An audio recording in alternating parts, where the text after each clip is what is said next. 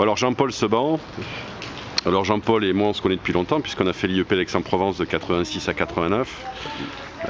Donc nous allons faire un blitz interview de cet ex-enfant terrible des échecs marseillais.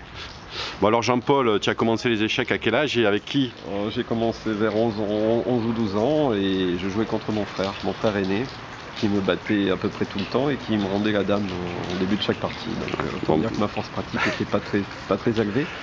Et puis en lisant un certain nombre de livres, notamment les parties de Fischer, les parties de Spassky, j'ai commencé à progresser. Donc ton premier club c'est le Santa Regina, un petit club marseillais, très fréquenté par le troisième âge, oui. Mais qui était assez propice à l'éclosion d'un jeune joueur, parce que l'ambiance était familiale. Et je crois que tu es passé au Fossé aussi. Oui, tout à fait, au bout de 2 ans, donc j'ai progressé assez vite et j'ai été recruté par l'échiquier phocéen à l'époque et son président André de la Hordenne.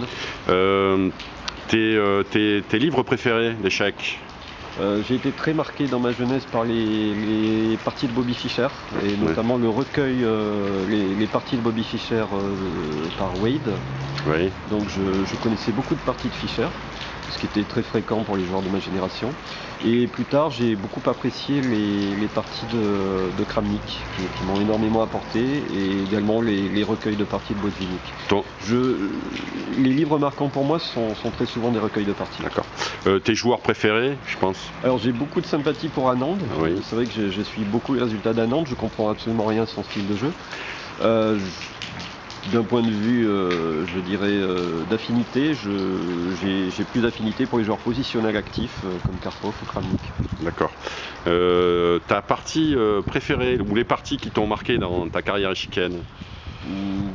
Disons qu'il y a je me rappelle toujours de 2 très bonnes parties que j'ai jouées. Une contre Farger à Cannes au milieu des années 90 où je sacrifie la dame dans l'ouverture et après je sacrifie 2 ou 3 pièces. Je trouvais que la conception d'ensemble était bonne, et puis une bonne victoire contre le joueur avignonnais Stéphane Salus, où j'avais sacrifié une pièce de manière spéculative. Oui. Tes meilleurs tournois?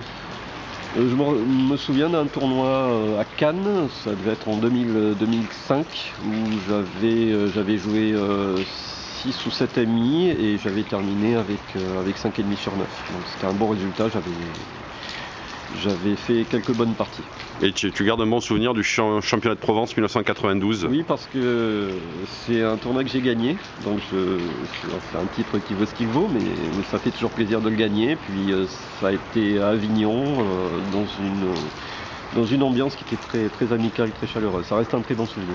Alors des questions un peu plus légères, ton morceau de musique préféré? Alors j'écoute beaucoup de choses, mais j'aime le heavy metal, notamment le metal progressif, mais il y a un morceau que j'écoute régulièrement et pour te rendre hommage, je citerai ACDC et Alex Bells, c'est notre génération.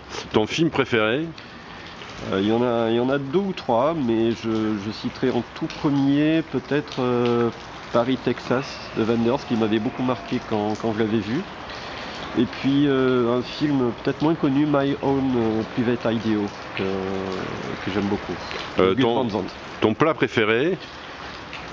J'aime bien les plats persillés, notamment les cuisses de grenouille à persillade. Et je vais finir par ta ville préférée? Venise, évidemment. Ouais, voilà. Merci Jean-Paul.